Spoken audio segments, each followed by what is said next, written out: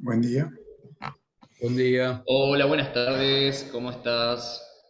Bien, Vamos a ir haciendo ingresar a todos y ya damos inicio. bien.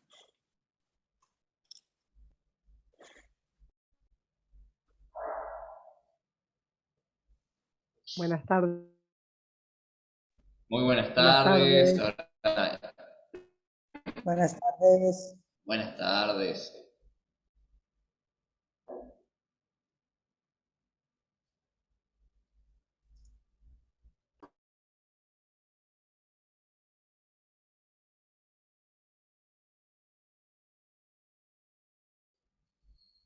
Bueno, ahí ya se terminan de sumar algunos participantes, pero les voy dando la bienvenida. Es un placer reunirnos en estos encuentros que son tan activos y tan provechosos. Mi nombre es Federico Gómez, yo soy el director del Departamento de Educación a Distancia de la Universidad del SEMA.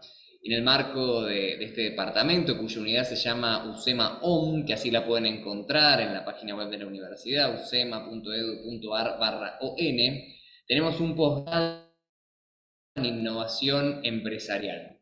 Este es un posgrado que tiene mucho trabajo a nivel local e internacional en lo que hace a llevar a lo concreto la innovación, porque hay un montón de personas que hablan de innovar, un montón de empresas que hablan de innovar, y poco se sabe de cómo llevarla con metodología, cómo hacer el real diagnóstico. La, voy a ir muteándolos por las dudas. Recupero acá esta idea que poco se sabe de lo que hace a diagnosticar, ejecutar, monitorear la innovación y llevarla a algo palpable, llegar a algo que es planificable, que se puede evaluar. Para mí es un lujo presentar a Mario Braga. Mario es parte del equipo docente de este posgrado en innovación empresarial y hoy él nos va a llevar a un foco temático que es central, que es entender dentro de la innovación a esos quienes con los cuales nos vamos vinculando y que es tan importante, ¿no? Porque cuando uno piensa en una propuesta de valor o le pone un propósito, siempre va a ir hacia otros a los que busca dar soluciones y cambiarles la realidad para mejor. Así que no les quiero comer más tiempo, simplemente decirles que lo aprovechen un montón, que interactúen un montón, que para eso está el espacio de chat. Y bueno, nos veremos en cualquier otra actividad o aquellos que quieran ser parte de esta edición 2023 en el posgrado en Innovación Empresarial. Muchas gracias y voy a vos, Mario.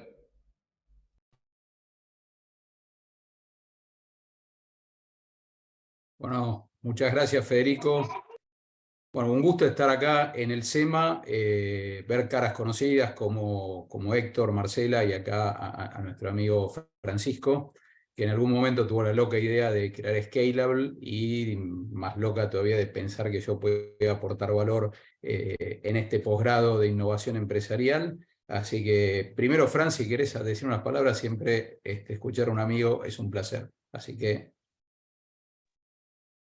Bueno, muchas gracias Mario, la verdad, bienvenidas a todos.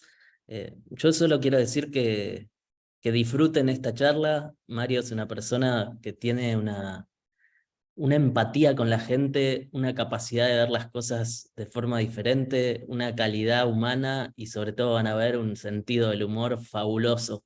Es parte de los increíbles docentes que admiro de este posgrado, que para mí es el posgrado más potente a nivel innovación, sobre todo porque está conectado con el futuro, pero de una forma práctica, muy bajada a tierra y con muchas herramientas.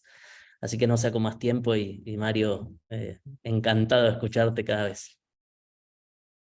Bueno, cuando escucho esas cosas creo que están hablando de otra persona, pero vamos a arrancar con nuestra presentación. La idea de hoy es hablar desde la experiencia, desde términos muy pragmáticos, desde un camino, si quieren, de investigación y de trabajo que tiene que ver con el centro en el consumidor. Y acá una primera aclaración, a veces hablamos en forma indistinta de consumidor, cliente, usuario. No vamos a ser demasiado específicos, pero sí sabemos que hay un objeto de nuestra innovación, de nuestro trabajo, que tiene una búsqueda, y esa búsqueda se corona con la innovación. Y la pregunta y los disparadores creo que estamos en un momento en donde la pregunta y las preguntas recobraron un valor fundamental, la curiosidad, que es cómo incorporar a los clientes a nuestras decisiones. Armé primero me presento, cosa que no me gusta, perdón, pero tengo que hacerlo digamos, para que sepan quién les está hablando. Me llamo Mario Braga, soy de formación economista y MBA, me especialicé en marketing, trabajé en la economía pura y dura en el Banco Central durante algunos años, hasta que me encontré con una crisis peor que esta, y dije, ¿qué estoy haciendo trabajando con proyección monetaria? Así que seguí mi corazón, seguí mi verdadera vocación, que es el marketing, y pasé a trabajar de ahí a Grupo Clarín, después a una agencia de Publicis Group. Como emprendedor tuve mi propia agencia y ahora estoy trabajando en otro formato más de consultoría.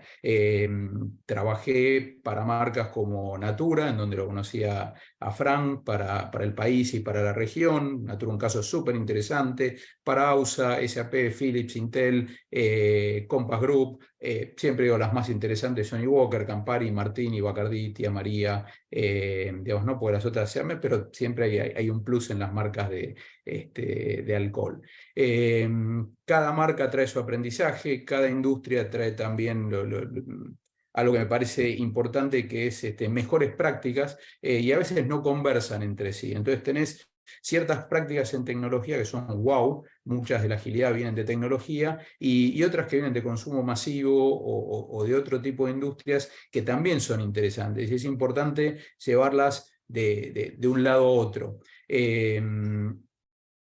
También, bueno, me apasiona la docencia, doy clases de grado, de posgrado, dirijo carreras, doy clases para el exterior, y todo eso forma parte de un proceso de investigación de temas que nos apasionan, y de una sed, de una necesidad de ir entendiendo, de ir aprendiendo, de leer, de incorporar ideas, pues básicamente estos encuentros, la lectura, tienen por objetivo tener ideas que disparen acción, como decía Federico al principio. Es decir, esta idea la tomo, la aprovecho, la reciclo, la proceso, la doy vuelta, la disecciono y encuentro algo que es de utilidad para mi negocio. En este posgrado de innovación empresarial, algo importante es que, más allá de la innovación por sí misma, nos interesa siempre que esté conectada al negocio.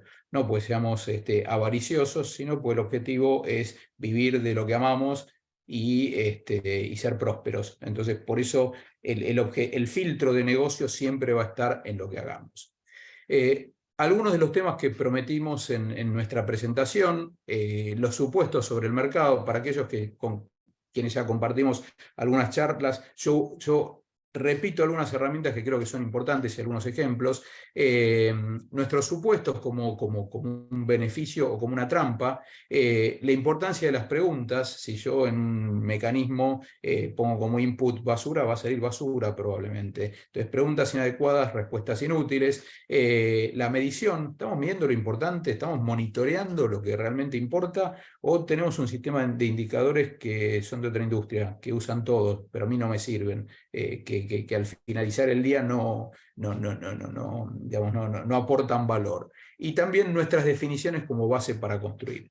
Lo que les pido es que nosotros aprendemos mucho de estos encuentros. Digamos, todo lo que ustedes puedan aportar, si quieren preguntar, si quieren hacer observaciones, son más que bienvenidas. Siempre manteniendo cierto orden, porque tenemos un número que es medio impresionante, 135 participantes, y entonces la dinámica absolutamente democrática puede ser un poco complicada.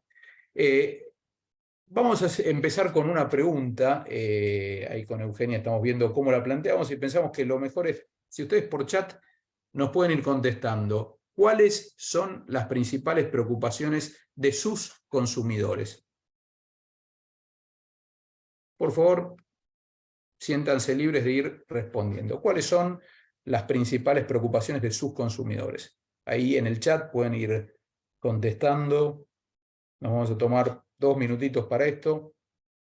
Conveniencia, voy tomando nota. Precio, financiaciones, transición laboral, precios, postventa, confianza, disponibilidad, ¿ok? Contexto, profesionalismo, servicio, calidad educativa, calidad, tiempo, precio, calidad de inflación. Hay varios argentinos, acá se ve. No entender la canalidad, ¿ok? Llegar a fin de mes, calidad, valores de cuota. Perfecto.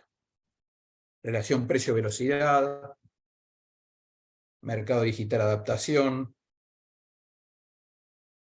retorno de inversión, coste económico y personal. Perfecto. La pregunta, como diría mi vieja, tiene cierta trampita, porque los consumidores, y todos los que estamos acá somos consumidores, también somos personas y tenemos a veces unas preocupaciones que exceden lo que vemos como proveedores. Por ejemplo,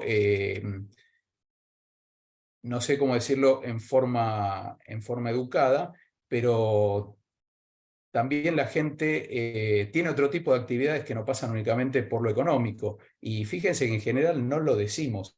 Hay otras cosas que nunca aparecen en estas respuestas y sin embargo es una de las grandes preocupaciones de la humanidad y que mueven dinero y que nos hacen felices y que son parte de nuestra búsqueda.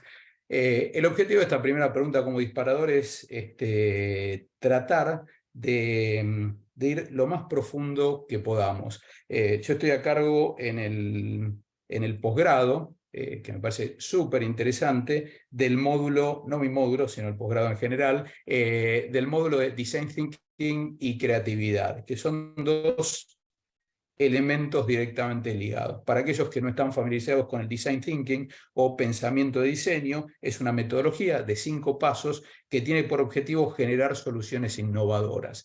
Dicho así, suena mágico, suena perfecto, suena fácil, pero hay una serie de condiciones que tienen que darse y que tienen que ver con lo que decía Fran de la empatía, cómo me pongo en el lugar del otro, cómo entiendo realmente qué le preocupa, qué valor simbólico tiene un consumo para determinado perfil de usuario. ¿Por qué me compra? ¿Me compra porque soy bueno? ¿Me compra porque confía? ¿Me compra porque... ¿Por qué vinieron ustedes a este seminario? Porque confían en el SEMA y en Scalable, porque el tema les interesa. ¿Por qué? Es decir, preguntarse a fin del día por qué tomamos ciertas decisiones, que es lo que hacemos permanentemente como consumidores, como personas, como usuarios, etc. Y parte de las preguntas vamos a usar a una autora clásica argentina que muchos conocerán, que es ¿qué pretende usted de mí cuando viene a este seminario? Y esta escritora no es nada más ni nada menos que la Coca Sarli, Isabel Sarli. Por ejemplo, ¿qué pretende usted de mí? Es la pregunta que yo le puedo hacer al consumidor cuando me compra, cuando me golpea la puerta, cuando me manda un mail, cuando hace lo que tenga que hacer. Y esa es mi pregunta también con respecto a este webinar. Y uno de los aspectos que surgiera, bueno, tengo un webinar, voy a hacer un PowerPoint. Esa es la respuesta de manual. Y digo, tengo que hacer un PowerPoint, tengo que llenar de bullets y de frases y de imágenes. Bueno, tal vez haya otra forma de hacerlo. Por ejemplo, ahora tengo que dar una clase el jueves de una materia que se llama Productos y Servicios y la forma de resolverlo no va a ser un PowerPoint. Pero por eso, cuando encaramos una actividad tenemos ciertos conceptos o preconceptos. Lo que hice fue tomar todos esos elementos que les propusimos, preguntas adecuadas, respuestas inadecuadas, las trampas, etcétera, ponerlas en la licuadora y sacar, si quieren, otro producto o encararlo de otra forma. Esos temas van a estar, pero les vamos a dar otro orden. Quería compartir un video que el otro día, vieron cuando YouTube les muestra antes de empezar avisos, y apareció algo sobre McCafé. Y me pareció interesante, quería compartirlo con ustedes.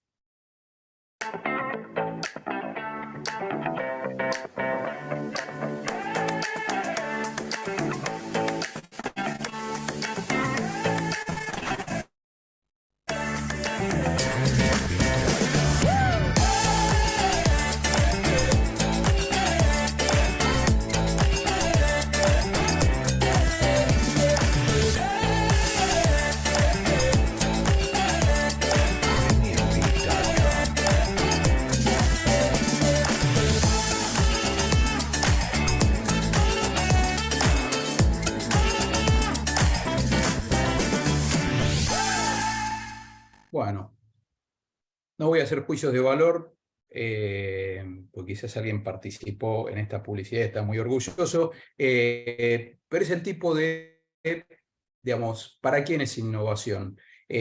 ¿Cuál es el usuario real de esto? Trabajé bastantes años en agencia y es la típica propuesta que uno hace para tirar ese listo. Le pasé algo a determinado perfil dentro de la organización que quería consumir esto.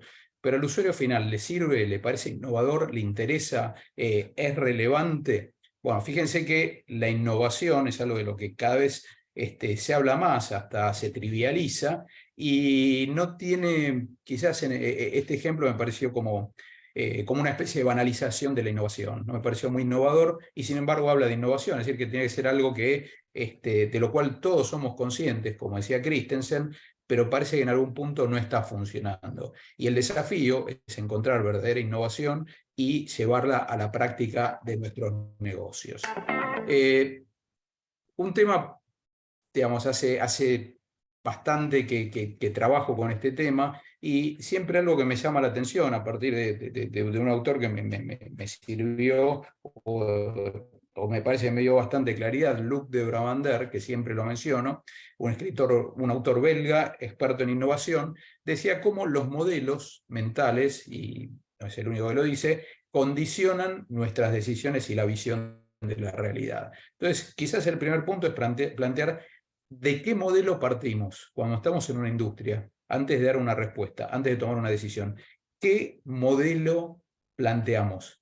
¿De dónde partimos? ¿Cuál es el esquema Luc de Brabander? Exactamente. Lo recomiendo absolutamente y siempre digo, Luc tiene más de 70 años y es un experto en innovación del grupo BCG, del BCG. Me parece realmente innovador.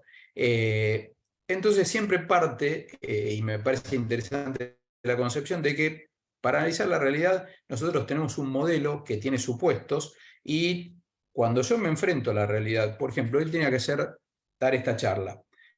¿Qué conozco y qué supongo? Y realmente lo que considero que conozco, ¿cuánto conozco en realidad? O también hay un componente de supuestos. ¿Con qué proporción, con qué mix de supuestos y de conocimiento nos manejamos cuando tratamos de innovar, cuando tratamos de encarar a nuestros consumidores, cuando salimos a un mercado, cuando pensamos en nuestro negocio? Vamos a pasar. Y los modelos están condicionados por la forma en que percibimos la realidad o son nuestra forma de percibir la realidad. Y tienen dos componentes, algunos más, que son importantes. Uno, los estereotipos. Nosotros en esta época de tagueo tagueamos todo. Entonces, fíjense que cuando posteamos ponemos un montón de tags y eso nos condiciona. Y tiene que ver con lo que se llama estereotipos. Nosotros para entender la realidad necesitamos simplificarla. No puedo manejar tantas variables, no puedo manejar tanta complejidad que encima es dinámica. Y utilizamos estereotipos. Fíjense que en la definición la RAE dice que es una imagen aceptada, si todos lo aceptamos, no nos lo cuestionamos, y que tiene carácter inmutable, ¿sí? Es permanente. Tal vez cambia cada 100 años, pero tiene carácter permanente. Y también trabajamos con paradigmas. Nuestra mente funciona con paradigmas, que es una teoría, conjunto de teorías que aceptamos sin cuestionar y que es una base de un modelo para resolver problemas. Entonces tengo un problema, uso un paradigma, pero no me cuestiono ese paradigma. Y para innovar tenemos que llegar más profundo. Tenemos que tratar de identificar sesgos cognitivos, estereotipos y paradigmas que aceptamos sin chistar. La ciencia es un ejemplo de aceptación de paradigmas. Si pensamos en Galileo, si pensamos en Miguel de Servet, si pensamos en un montón de científicos que cambiaron la forma en que se concebía el mundo y que eran herejes si pensaban algo diferente. Bueno, estamos en un momento en que, no digo que tengamos que ser herejes, pero tenemos que cuestionar fuertemente esos supuestos, esos paradigmas, esas concepciones, que condicionan cómo vemos la realidad, a través de los paradigmas y a través de los estereotipos. Y lo aprendido en ese sentido, lo que aprendemos en la escuela, lo que aprendemos en nuestras familias, lo que aprendemos a través de la televisión, de la lectura, en la universidad, en los posgrados, tiene un papel importante. Tengo, y les voy a pedir perdón, me gusta mucho leer y cuando descubro autores me encanta recomendarlos, entonces los cito textualmente, hay un autor que escribió un libro que se llama La cura creativa, recomiendo fuertemente, creo que es uno de los mejores que leí sobre creatividad, que habla sobre un tema que no es nuevo, pero de un sistema educativo que está planteado para la revolución industrial y que escupe profesionales, trabajadores que responden, resuelven problemas o que tienen las habilidades, los skills para resolver problemas de la revolución industrial. Quizás Dickens estaría más contento con estos trabajadores que Harari. Es decir, nuestro sistema educativo, y yo formo parte del sistema educativo, y el planteo que tenemos permanentemente es cómo adaptamos un sistema educativo del siglo XVIII, XIX, XX al siglo XXI, al año 2023, es decir, ya pasó bastante tiempo. Y una de las conclusiones de este autor es que el miedo a fallar, fíjense las formas de evaluar, las pruebas, etcétera, que son necesarias, pero tienen que reinventarse, lo que hacen es dormir la creatividad, anestesiar y hasta castigar el experimento. Y de acuerdo con la definición, pero como sumo un punto, voy a definir cómo me enseñaron. Creatividad y conformidad, dos términos opuestos y que son fundamentales para la innovación. Voy a compartir, Héctor, Marcela, Francisco, ya lo vieron, pero este es un ejemplo que recomienda Luc de Brabander relacionado con preguntas adecuadas, respuestas adecuadas, preguntas inadecuadas, respuestas que no sirven para nada. Esta es una escena, y hay un micrófono abierto, esta es una escena de La Pantera Rosa, película que todos habrán visto, con el inspector Clouseau. Fíjense lo que pasa. Humor británico va a despertar un movimiento mínimo en la comisura de un labio, quizás un movimiento involuntario en un dedo, pero no mucho más. Los dejo con Clouseau.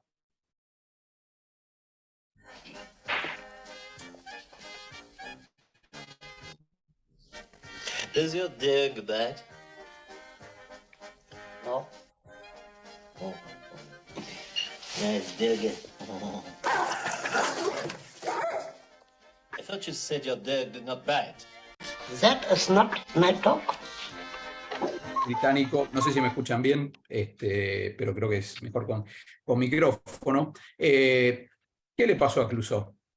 Respuesta, pregunta incorrecta, basada en supuestos que parecen obvios, pero muchas veces nos movemos por esas obviedades que no son tan obvias. Nunca les pasa que hacen una pregunta y dicen, obvio. No, no es obvio. No sé si vas a estar el martes a las 3 de la tarde entregando la mercadería que te pedí. No lo tomo por obvio. Y a veces el hecho de suponer o pensar que las cosas son obvias o se van a dar es una trampa para las empresas, y no quiero abundar en ciertos ejemplos que todos conocerán del supuesto que una empresa ocupa en el mercado, o de lo que necesita el mercado, o de la evolución de la tecnología. Acá Mabel dice, lo obvio no existe, gracias. Y tenemos casos arquetípicos como Kodak, Olivetti, Blockbuster, etc. Con demasiada frecuencia las personas generan un set completo de respuestas correctas para las preguntas equivocadas. Entonces hacemos investigaciones de mercado que cuando las miramos, cuando vemos los resultados decimos, ¿sabes qué? La pregunta estaba mal formulada, no me sirvió para nada toda la información que obtuve. Y me callo, me voy despacito en silencio para no levantar la perdiz. Mauro Porcini, otro autor con el que vamos a seguir y del que vamos a hablar. Fíjense algún tipo de preguntas. Hay un autor que es amigo muy amigo de Scalable, o muy citado en Scalable, que tiene una capacidad de hacer las preguntas que nadie hace, y es Harari.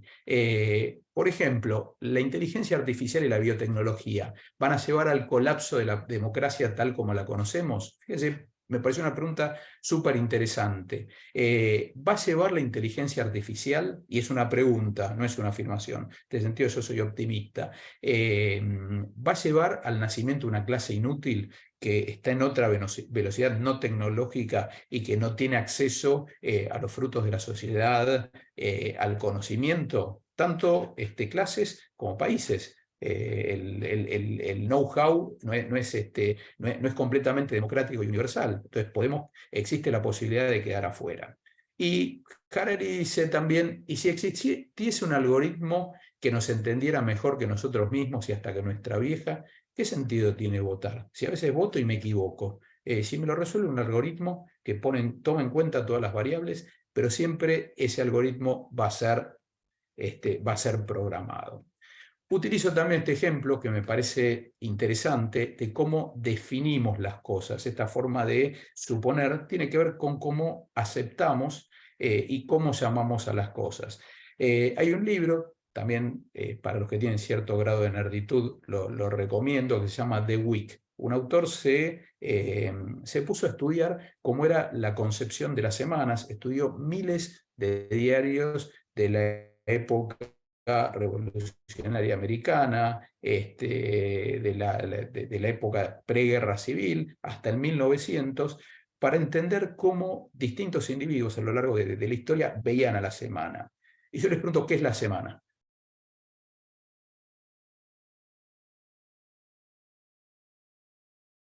¿Qué es una semana?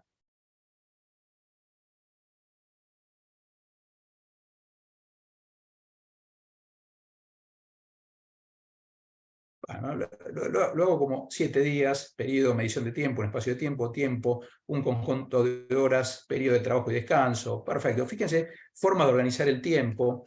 Fíjense todas las respuestas que surgen. De acuerdo con este autor, y el libro me pareció interesante, tiempo estipulado socialmente, perfecto. El autor dice que el libro se trata de una historia de los ritmos antinaturales que nos hacen ser lo que somos, que nos hicieron ser lo que somos. Y define a la semana como un instrumento tecnológico de la revolución industrial. Dice, claro, yo necesitaba 7 días, no es porque el sol sale y la luna se acuesta y Mercurio entra en Venus. No, es algo artificial. Es una convención social que me permite tener, y lo mencionaba, un día para lavar la ropa, 5 o 6 días para trabajar, un día para ir al mercado, un día para ir a misa, un día para poder usar el Ford que me compré, y todos hay un orden, como dice Sofía, y con eso ordenamos las actividades de una sociedad. Fíjense cómo, cambiando la definición, un elemento que damos por aceptado puede pasar a tener un significado completamente diferente. Y algo interesante que los invito a hacer y que tiene que ver con innovación es tratar de definir de otra forma. La idea no es mía, es de Luc de Ravander, y dice, trata de definir tu negocio, trata de definir tu actividad, trata de definirte con palabras que nunca usaste. Hola, soy Mario Braga, estudié economía, soy docente. Bueno, todas las palabras que usas siempre, trata de evitarlas y utilizar nuevas palabras para llegar a una definición distinta, lo cual también te va a poner más cerca de encontrar un camino distinto, de innovar. Vamos a ver otros ejemplos más luego. Nuestras definiciones son una base para construir. Las definiciones son ladrillitos que nos permiten construir nuestro pensamiento. Y en la medida en que desafiamos, Ana dice, te salís de la convención, hay que animarse al cambio. Claro, la convención es necesaria. Sí, es necesaria. Tenemos, pues si no estamos en la Torre de Babel. Pero también para innovar necesitamos cuestionar, tirarle un poquitito de ácido a las definiciones, a lo generalmente aceptado, sobre todo en una industria, y hay muchas herramientas para eso. Fíjense, no sé cuántos de ustedes son fanáticos de la música, hay alguien, y es una cuestión etaria probablemente, que marcó uno de los autores que... ¿Perdón? Ah, perdón, tengo el micrófono abierto. Decía que no soy fanático de nada. Ok, perfecto, bueno, Cierro una el definición. micrófono. David Byrne es un músico interesante, ecléctico, etcétera, que tuvo una banda que se llama Talking Heads y volvió hace poco con sus principales canciones a un espectáculo de Broadway. Fíjense esta canción, y vamos a ver un ejemplo.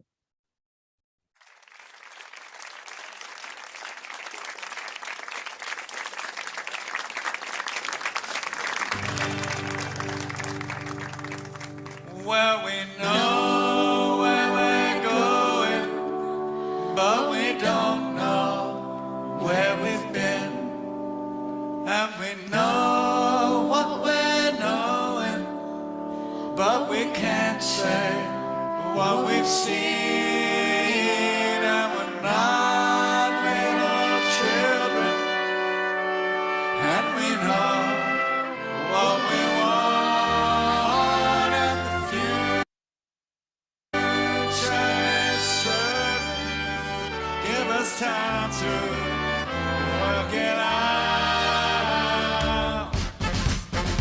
pausamos.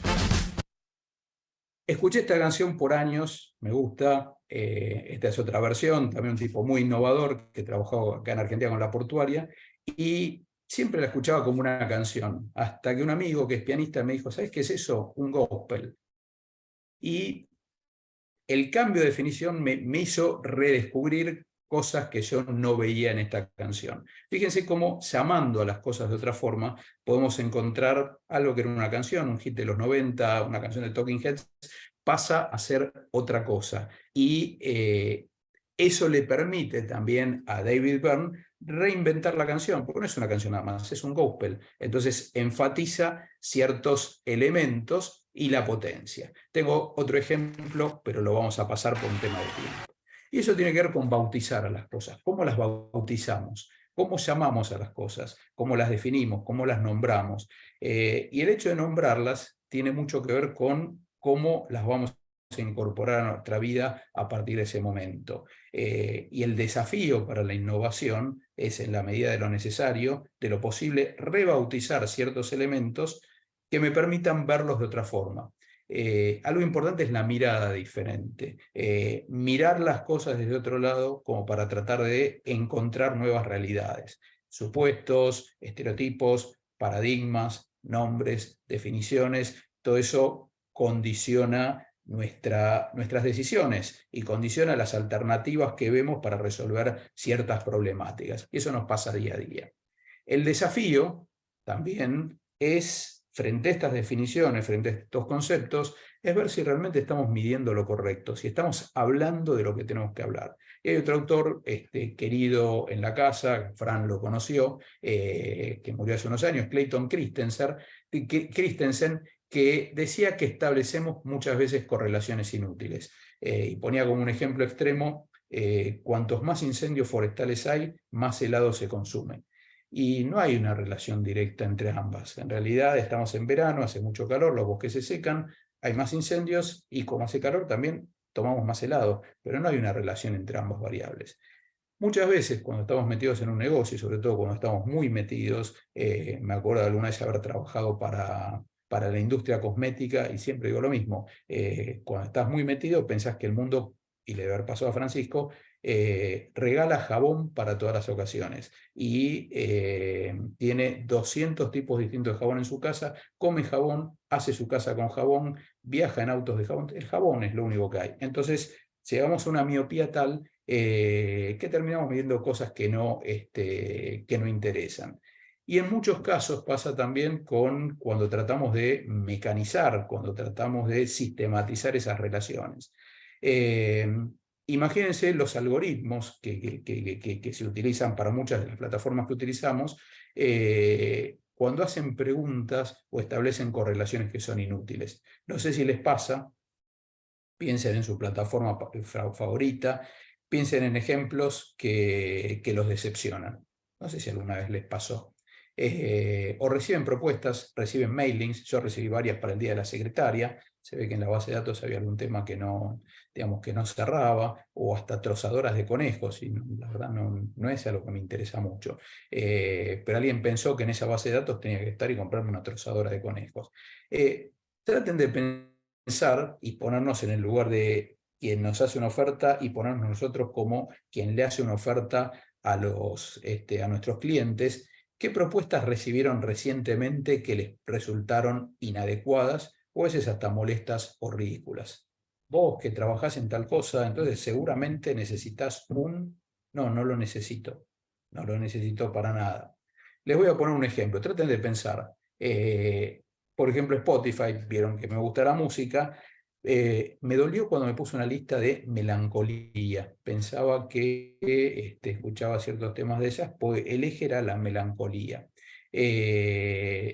No era tratar de escuchar a mis autores favoritos. Y la verdad dije, no, la melancolía es un sentimiento que no quiero visitar.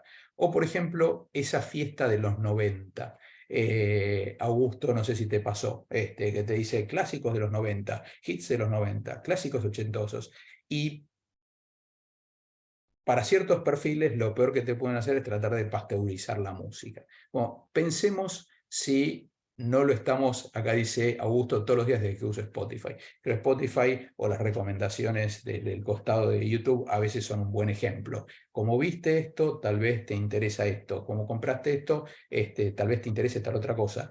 Todavía los algoritmos son bastante primitivos y pueden generar ese tipo de insatisfacción. Netflix presentando películas coreanas cuando nunca vi una peli de ese origen. Perfecto.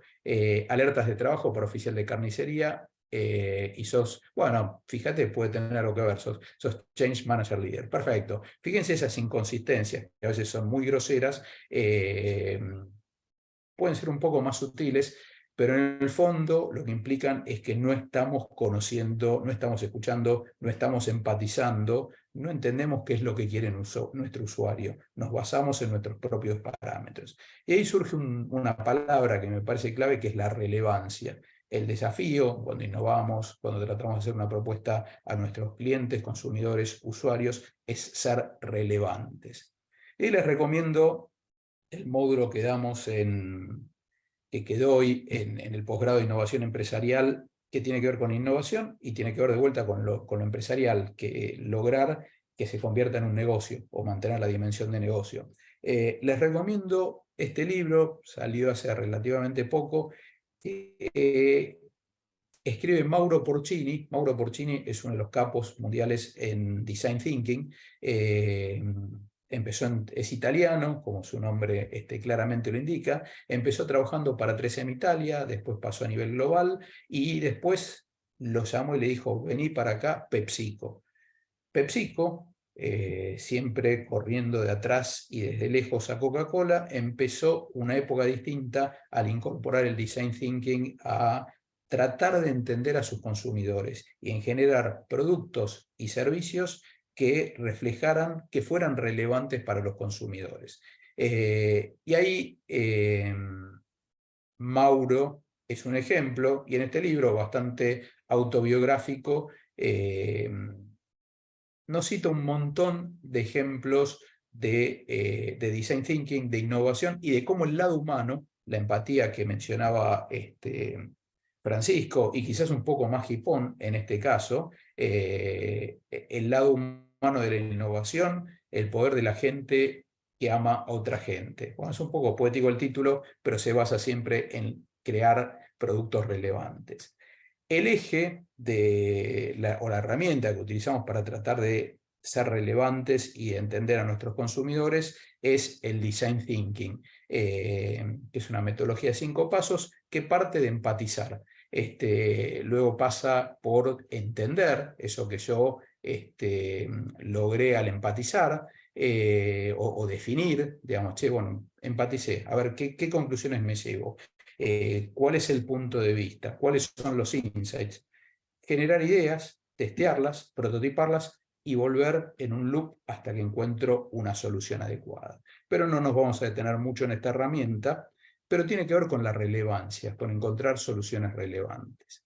Porcini dice también, y perdón por ser tan textual, pero si tenemos un autor que lo expresa bien, me gusta citarlo, dice, la barrera más alta que puedes tener es una y solo una, la relevancia de tu producto para el usuario final. Y fíjense que no habla de producto únicamente, dice, es decir, tu capacidad para crear soluciones, marcas, espacios, servicios, experiencias que satisfagan las necesidades, y el concepto clásico siempre dice satisfacer las necesidades del usuario y las búsquedas de las personas. Y esto es mucho más amplio. Fíjense cómo un producto, un servicio, un curso, una marca puede estar alineada con mi búsqueda. Y la búsqueda es algo trascendente, es algo que va más allá del consumidor. Como consumidor puedo comprar un lápiz, puedo comprar un auto, puedo comprar una gaseosa, puedo comprar una campera, pero eso forma parte de una búsqueda, forma parte de algo que va más allá de mi rol únicamente de consumidor. Y si puedo satisfacer en forma extraordinaria, todavía mucho mejor. Y eso es la innovación.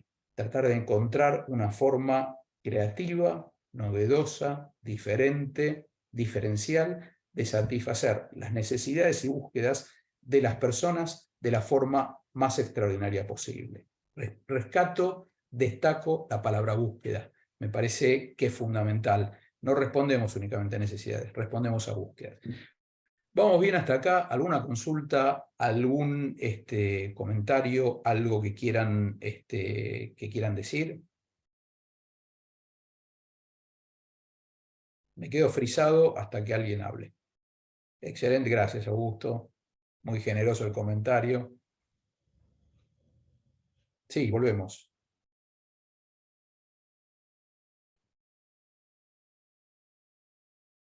Gracias.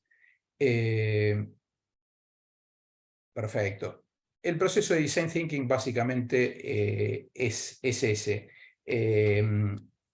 Parte de empatizar, de tratar de ponerme en el mismo lugar que mi usuario, mi consumidor, etc. En base a lo que recibo, a lo que entiendo, a lo que interpreto, tratar de plantear cuál es la problemática.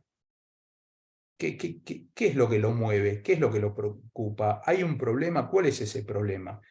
Y de acuerdo a esa definición de problema, que está en el punto de definir, yo puedo llegar a distintas conclusiones. ¿Quiere sentirse aceptado por la sociedad? ¿Busca un auto más rápido? ¿Tiene algún problema de columna y ese auto hace que se sienta mejor? Un ejemplo que siempre utilizamos es el de una escuela rural.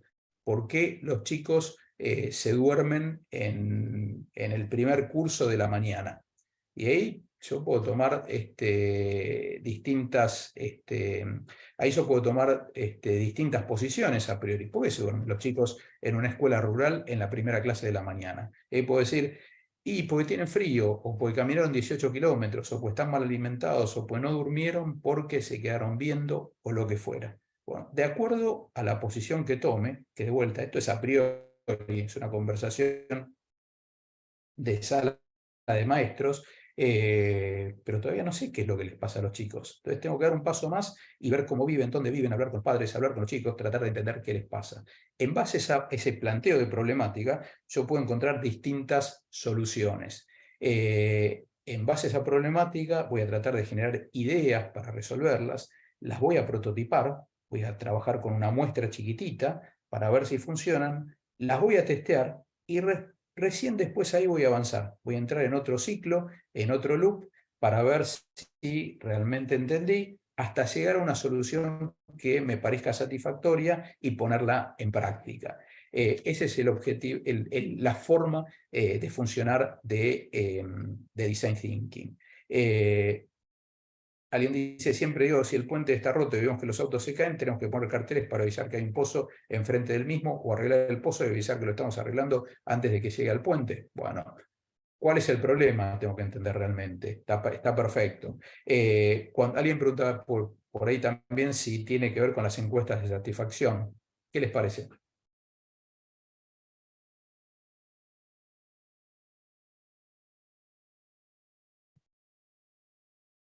Yo creo que sí, o en mi caso como usuario, cuando recibo una encuesta o una encuesta de satisfacción de un proveedor de servicios que no es muy amable, no la respondo. Cuando recibo una encuesta para ayudar a mejorar a alguien que sí creo que lo merece, la respondo. Y a veces las preguntas sí son inadecuadas, o a veces no podemos comparar simplemente. Uno de los problemas de las encuestas de satisfacción es que yo tengo un solo servicio de telefonía, o usé un solo banco en mi vida, o una sola marca de autos. Entonces, ¿con qué la comparo? ¿Contra qué estoy midiendo? A veces esos instrumentos también en sí mismos tienen limitaciones. Vamos a avanzar. Y parte de estos temas los tratamos en el posgrado. En general se hablaba, y en marketing, de una cultura customer-centric, centrada en el consumidor. Y paulatinamente se va avanzando hacia una concepción centrada en las personas. ¿Por qué? Pues yo soy o el rol de consumidor es únicamente una parte de mi vida. Y el consumo a veces responde a distintas necesidades, a distintas problemáticas.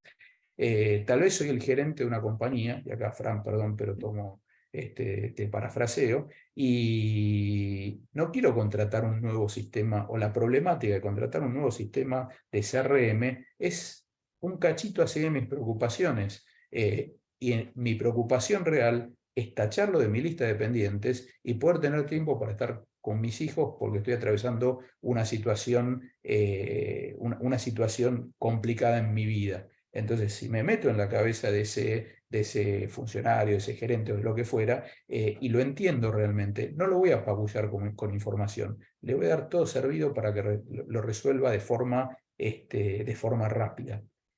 ¿No les pasa a veces de recibir, como acá nos contaba que le ofrecían trabajo como oficial en una carnicería, pero en realidad es labura en Change Management? ¿No les pasa que le dicen, como trabajás en tal lado, sería buenísimo que tuvieras un nuevo CRM? No necesito un CRM. ¿De dónde sacaste eso? En realidad lo que estás haciendo es alejarme de tu marca, y me estás haciendo perder tiempo. De vuelta, el consumidor, cuando hablamos de consumidor, pensamos al individuo solamente en un rol, cuando en realidad tiene muchos otros roles. Y eso también me genera una segmentación mucho más amplia, porque todos los que compran agua mineral no son iguales. Tal vez alguien es deportista, tal vez alguien tiene una enfermedad, tal vez alguien la necesita para cocinar, tal vez alguien necesita una botella más grande, más chica, por lo que fuera.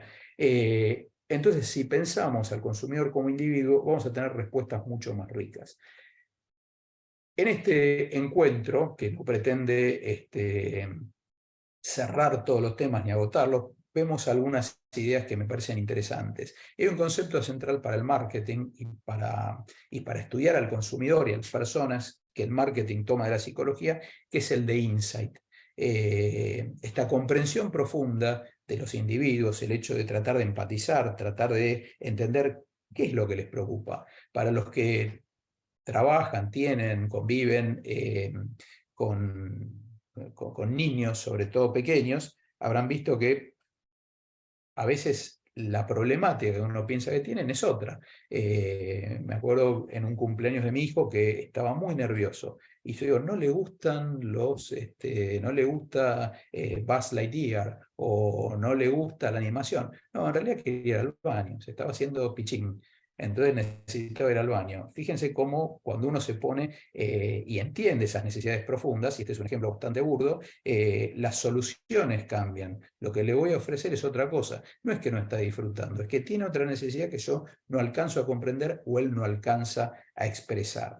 El insight es una verdad profunda que explica el comportamiento del consumidor. Otra forma de verlo es que cuando tengo mucha información que antes no tenía, puedo encontrar ciertos patrones o regularidades. De vuelta, los patrones y las regularidades los establezco yo, con el riesgo que tiene establecer correlaciones. No digo que sea malo, pero tengo que ser cuidadoso a la hora de pensar. El insight es algo que me sorprende, es algo que no conocía y digo, mira, era por esto. No disfrutaba de su cumpleaños porque le pasaba esto. Compró este producto por tal cosa, no lo compra porque pasó tal cosa, no participa en clase porque siente que, piensa que, o le pasó tal cosa. Un ejemplo reciente que me parece interesante, yo doy un curso de posgrado para alumnos norteamericanos. Y para los que estamos en docencia en general siempre nos aparece esta pregunta, porque tratamos de dar en lo posible, y ustedes verán que este no es un ejemplo, pero tratamos de dar mejores charlas, clases, contenidos. Entonces la pregunta es, ¿qué espera un alumno de la educación? Bueno, y en función de la respuesta vamos a tener distintas soluciones.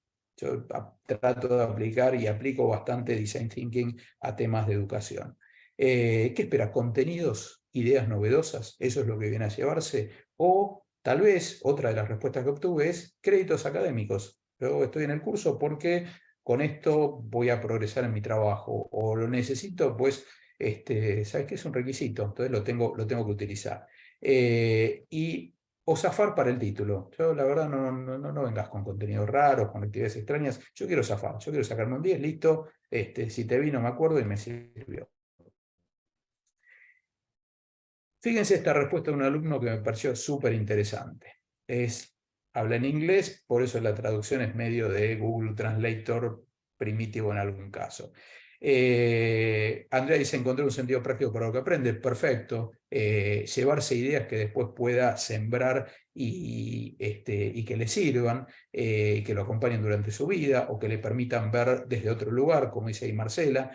Este alumno, se le escribió un mail diciendo: muchas gracias, fue un placer tenerte en el curso, espero que haya servido. Dice: fue un gran momento aprendiendo y viviendo, te agradezco por lo mucho que has contribuido a eso. Gracias también, acá envolverme es involucrarme, o la traducción es muy literal, por involucrarme en discusiones y clases, terminé sintiéndome valorado y mi opinión valorada. Y uno de los temas que después, hablando con otros profesores, veíamos que tenía ese alumno, era que en general en su país de origen no se sentía aceptado, entonces pensaba que no podía aportar para las discusiones. Y cuando lo hicimos participar, el insight fue que la problemática, en realidad, era que no se sentía valorado. Entonces el curso sirvió para trabajar también sobre su autovaloración. Y la verdad nos pareció como un insight súper rico.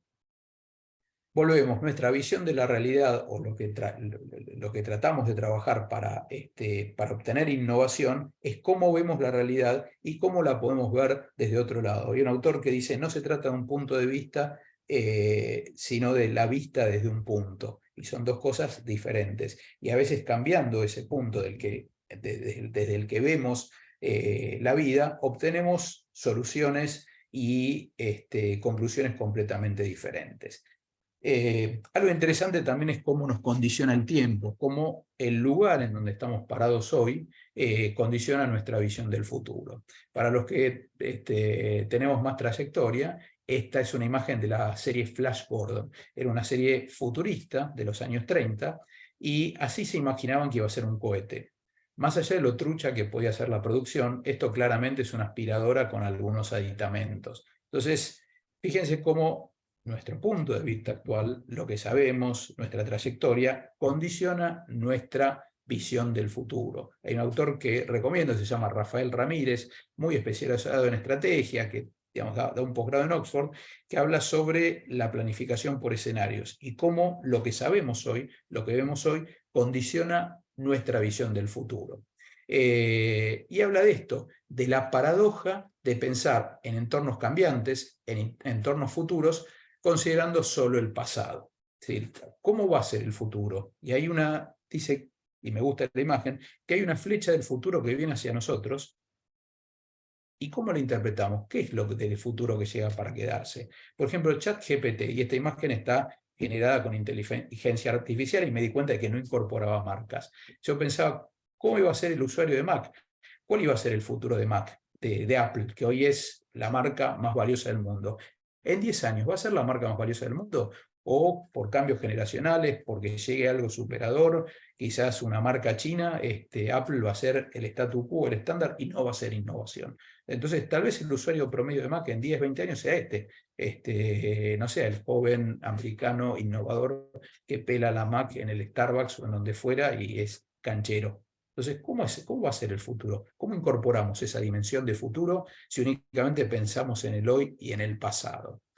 Luc de Brabander, ahí tienen el nombre del autor, que me parece un genio y recomiendo leerlo, releerlo, explorarlo, escucharlo. Hay una charla TEDx que resume su pensamiento, se la recomiendo. Dice que toma en un gráfico de ejes cartesianos dos dimensiones, el cambio y el tiempo. Dice que lo que nos pasa como humanos es esto. Y dice que el desafío es que tenemos que cambiar dos veces. La realidad cambia por sí misma y nosotros tenemos que cambiar de acuerdo a esa realidad también. Fíjense, los saltos estos, las mesetas, son nuestro cambio. ¿Cómo entendemos la realidad? La curva sinuosa, que no se detiene nunca, es el cambio en la realidad, en las tecnologías, los cambios que trajo la pandemia. Yo siempre pongo como ejemplo el teléfono. ¿Quién en su casa tiene un teléfono fijo? Yo lo tuve hasta un momento en que dije, me llamo únicamente Horacio Rodríguez Larreta y algún familiar, pero ese familiar ya no está, entonces no tiene sentido tener un teléfono fijo. Dije, ¿qué hace esto acá? Que por lo cual pago todos los meses. Y fíjense cómo a veces nuestra adopción de las tecnologías, nuestra forma de cambiar frente a cambios en la realidad es mucho más lenta y viene con un delay. El proceso de cambio es imparable y nuestra mente tarda en anticiparse, y en general con una concepción antigua.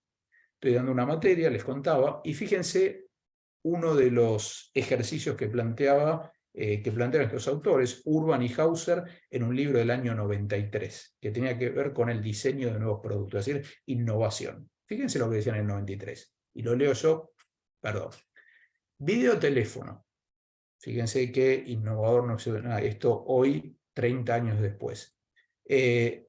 Videoteléfono. La idea de un teléfono con imagen ha estado dando vueltas por décadas, pero no se ha convertido en un aparato de uso habitual en el hogar. ¿Cómo competiría el videoteléfono? El videoteléfono con los teléfonos comunes, teléfonos celulares, aparatos de fax e inclusive visitas personales.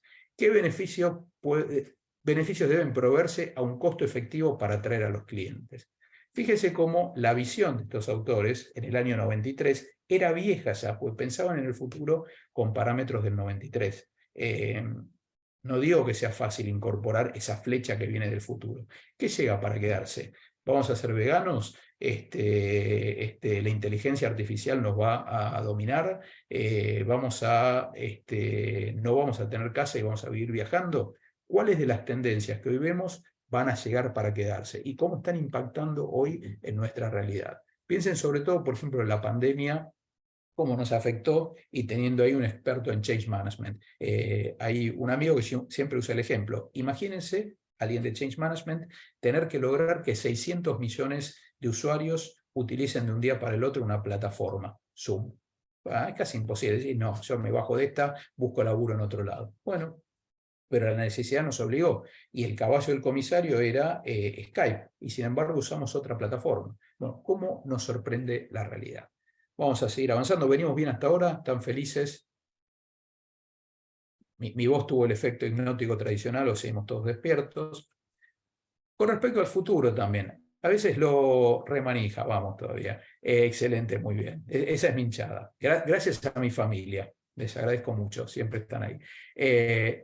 Hay un autor impronunciable, léanlo, que es de origen ruso, nacionalizado belga, y hoy estamos Bélgica, además de Tintín, nos da muchas alegrías, que decía, no penses el futuro como una línea, no es lineal, el futuro es una palmerita, el futuro es una espiral.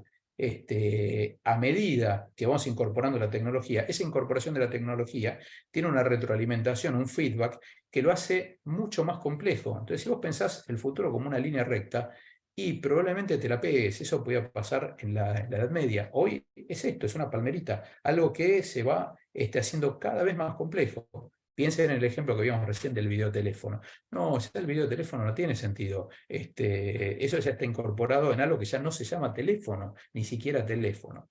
El problema del Skype fue lo difícil de conectarse, cosa que el Zoom simplificó. Y creo también una sensación de soledad. No sé si les pasaba, yo a veces entraba a Skype para no olvidarme de mi usuario y clave, y para redimir unos $2 que me quedaban, y siempre estaba solo. En Skype estaba solo. Y Zoom fue mucho más práctico. Creo que, y ahí entramos en otro tema, de cuando una corporación compra un producto, ¿qué pasa? Algunos de ustedes ya conocerán esta curva, que es el Hype Cycle de Gartner. Es una herramienta interesante. Gartner para mí es una fuente de información poderosa, y habla de las nuevas tecnologías. Hypear es como darle, sobredimensionar o darle manija a algo. Y dice que las tecnologías siguen esta curva en general. Se lanzan, empiezan a crecer hasta llegar a un pico de expectativas sobredimensionadas, que tiene que ver en general con el valor de las compañías que trabajan con esa tecnología. Cuando nos decepcionan, caen en el abismo de la desilusión.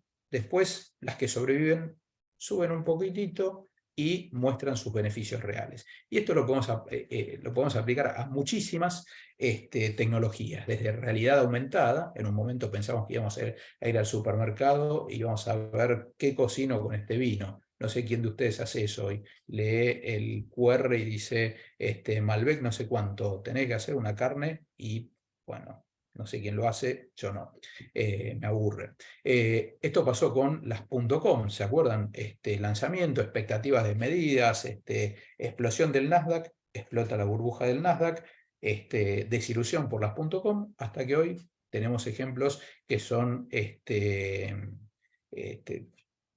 Mercado Libre, Amazon, etc. Sí, Silvia, creo que se puede aplicar a las relaciones interpersonales y algo que creo que es que casi todo en la vida tiene fecha de vencimiento. Entonces pasa esto, digamos, algunos nos entusiasmamos, depositamos expectativas sobredimensionadas y después caemos a la desilusión y llegamos a la realidad en algunos casos. Dentro de este hype cycle que se hace todos los años para distintas tecnologías, también aparece todo lo que es inteligencia artificial. Y, perdón por estar en este lugar común que a todos nos aburrirá y nos afectará, el tema del chat GPT. Digamos, cómo va a afectar nuestras vidas. Creo que va a seguir también como la siguieron los NFTs y como la siguieron las cripto, etcétera, va a seguir esta curva. Entonces, expectativas desmedidas, vamos a terminar como Terminator, hasta que ocupe un lugar adecuado en el que agrega valor. ChatGPT. Y volviendo al eje de este encuentro, que la idea es compartir ideas, a nivel educativo, el ChatGPT genera un desafío. Por ejemplo, ¿puedo mandar a los alumnos a hacer un trabajo de investigación y corregirlo normalmente, o tengo que agregarle un coloquio al trabajo para ver si realmente lo entendieron? Es un peligro gravísimo, porque todos los trabajos se van a hacer por ChatGPT. Encima, las herramientas tradicionales de plagio no sirven porque es dinámico, me lo cambia. No hace copy-paste, sino que cambia. Gracias, Alejandra. Esto es algo que pasó en una universidad. Ya son las 2, perdón, y vamos a ir mucho más rápido. Un alumno al que sometimos, no es que lo sometimos, sino que se trabajó en otra universidad con un sistema antiplagio, le escribe al profesor. El trabajo era excelente formalmente. Dice, si usted cree que fui deshonesto, debe darme un fundamento de usted. ¿A qué voy con esto? Que hay ciertas competencias, ciertas habilidades y ciertos conocimientos que, por más que tenga herramientas tan sofisticadas como ChatGPT, no me sirven. Si no sé escribir, si no sé expresarme, no me van a servir. Pasamos rápidamente. Innovación, y esto lo vamos a pasar. La innovación está ligada directamente con la creatividad. Y les recomiendo este libro, La cura creativa, del que les hablaba, que es de Jacob Nordby y tiene un prólogo de Julia Cameron, la del Camino del Artista, que es un libro bastante conocido en creatividad. La verdad, me parece superior. Dice que la creatividad es el proceso por el cual la imaginación se vuelve realidad. Y tiene mucho que ver con que podamos vivir, y ahí me quedó un pedazo sin traducir, perdón, con que podamos utilizar nuestra curiosidad, podamos usar nuestros talentos naturales, nuestra conexión con los demás y con el mundo, y que podamos tener existencias más completas y significativas.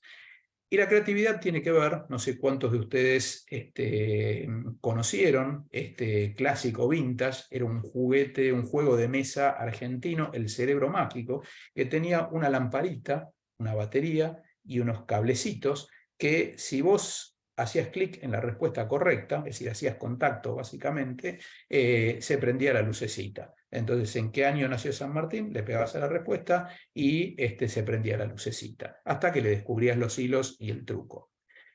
Y el cerebro mágico tiene que ver con nuestro cerebro. Nuestro cerebro está cableado.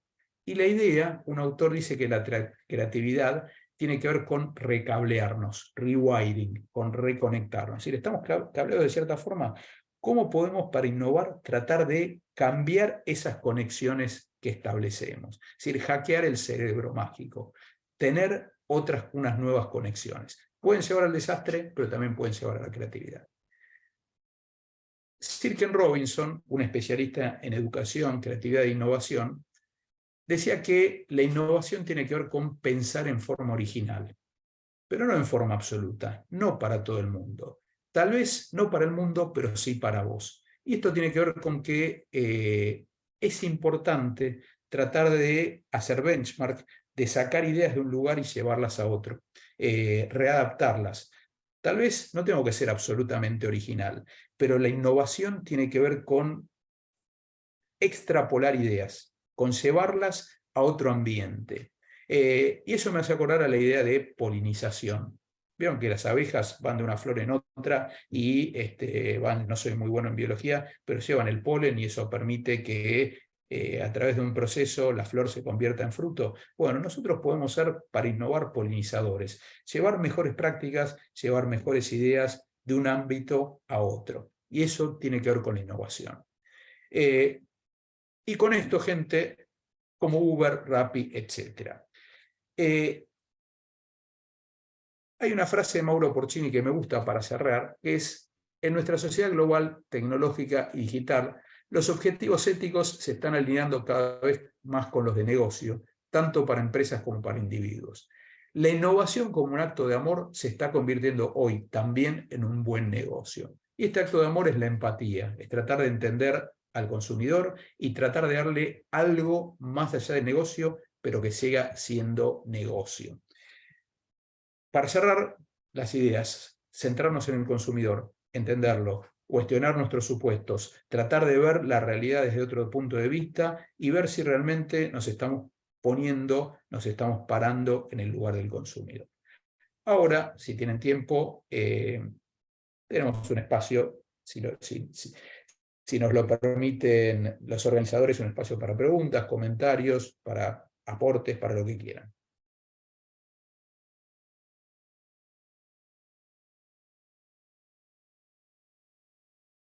¿Algún comentario? Lo leí. Lo que me pasa con... me parece súper valioso. Creo que tiene que ver también con que viene de los mismos autores. Entonces hay un poquito de lo que ya dijeron, pero me parece súper interesante. Quien quiera comentar, preguntar, estamos abiertos. La charla está tan bien llevada que es difícil comentar algo relevante. Bueno, gracias, Hugo. Gracias. De nada. Lo tomo como un elogio. Permiso. Saludos de Uruguay. ¿Qué tal? Buenas tardes. ¿Cómo Permiso. andás, María del Carmen? Por favor. Bien. Desde mi lugar no generacional, este cambio de la nueva tecnología que se hace una hora del chat de esta inteligencia artificial y todo lo que esto implica. Me quedó dando vuelta una pregunta, ¿no? ¿Qué es lo que es? ¿Utilidad o comodidad? ¿Cómo se va a tomar esto en la parte educativa? ¿Cómo se va a dirigir esta herramienta nueva para que no haga esto, ¿no? De destruir en vez de construir un formato? Porque yo veo que están todo con la inteligencia artificial y he escuchado adolescentes donde trampean en las tareas y utilizo, ¿no? Todo esto. ¿Qué es lo permitido y qué es lo que no? Que no se deforme algo tan útil que puede llegar a ser cognitivamente un aporte y no una destrucción de lo cognitivo. Más que sume y no que divida. Yo creo que, digamos, por lo que, digamos, a mí me sirven ciertas ideas, ciertos conceptos que, de ser un PowerPoint, los pondría con tipografía grande y ocupando toda la pantalla. Ahí creo que es el agregado de valor. ¿Cómo agregamos valor? Desde ¿cómo le agrego valor al usuario? ¿Cómo le agrego valor a las personas? ¿Cómo agrego valor como miembro de mi familia, mi comunidad, mi grupo de amigos, lo que fuera? Creo que acá sea esto que veíamos de las dos curvas, que hay que cambiar dos veces. La realidad cambió. Ya todo lo que hacíamos antes y decirle a un alumno, investigá sobre, ya me lo hace una herramienta, ya me viene en un paquete de kilos, ya está. Ya tengo que cambiarla, tengo que cambiar las preguntas, tengo que cambiar la actividad, tengo que ver cómo mido eso. Por eso, ¿en qué medida utilizo estas herramientas? ¿Qué es lo que pasó siempre?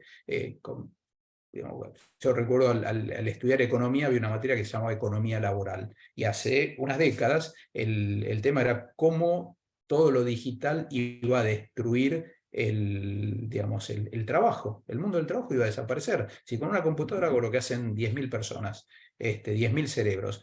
Y la realidad, no digo que vivamos en un mundo feliz, pero yo creo que la realidad no fue tan cruel en ese sentido. Creo que se destruyeron trabajos, el desafío de las sociedades, si querés hasta de los gobiernos, en la medida en que puedan participar, de las empresas, es cómo reinventarse, de los individuos, cómo incorporar a masas que quedan marginadas. En el caso de ChatGPT específicamente, tengo una visión optimista.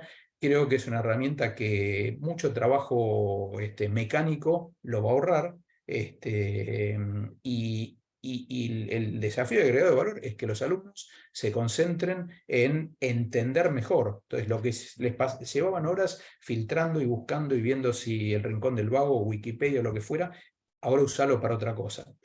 Lo que sí no muere y que queda de base, y yo por eso creo que a mí me sirvió este ejemplo de un alumno que prácticamente no sabía expresarse y mandaba todo un trabajo hecho con inteligencia artificial maravilloso, probablemente no entendió nada y hacer ese trabajo no le sirvió de nada. Y está el tema de la curaduría, y ahí el docente, el que estudió, el que investigó, creo que tiene un papel fundamental. Entonces, ¿en qué medida estas nuevas herramientas que llegan para quedarse agregan valor a la gestión educativa? Entonces existen, y sé que las vas a usar, y sé que antes sabía que estabas usando Wikipedia. Bueno, a ver esos conceptos, ¿para qué me sirven?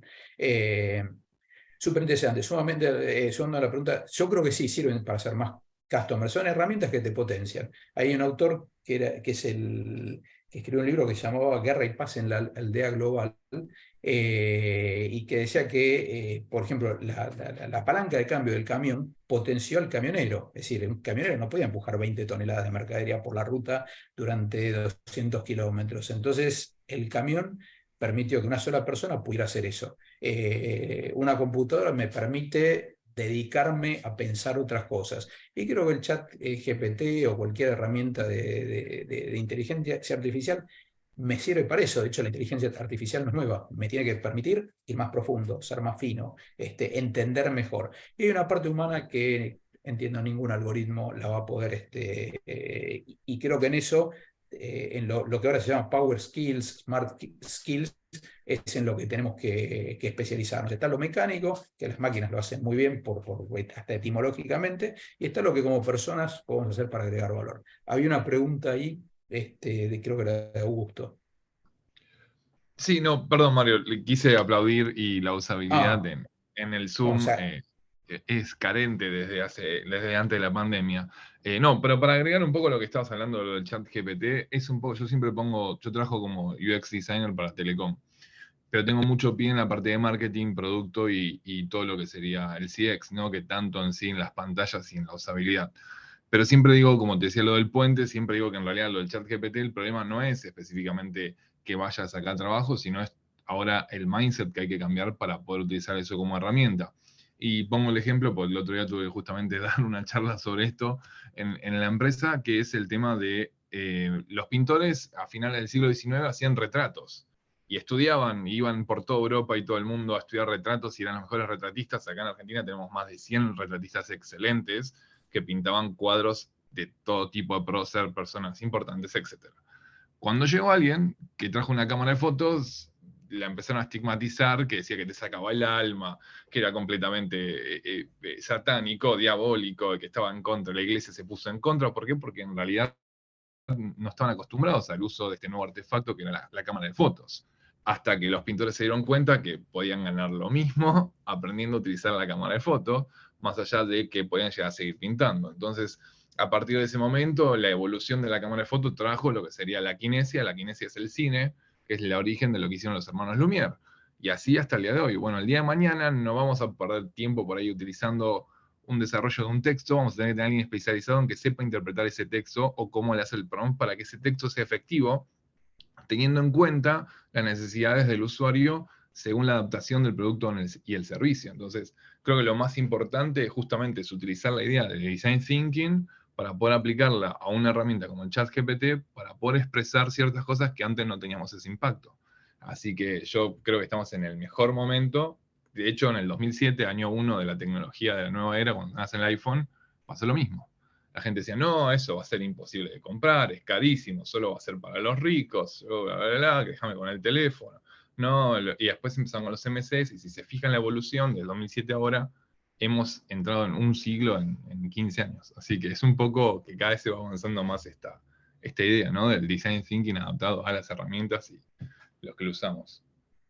Perfecto, sí. Y con eso, Augusto, pensá, por ejemplo, las posibilidades para alguien que es analfabeto digital, todo el camino que saltea con un buen prompt.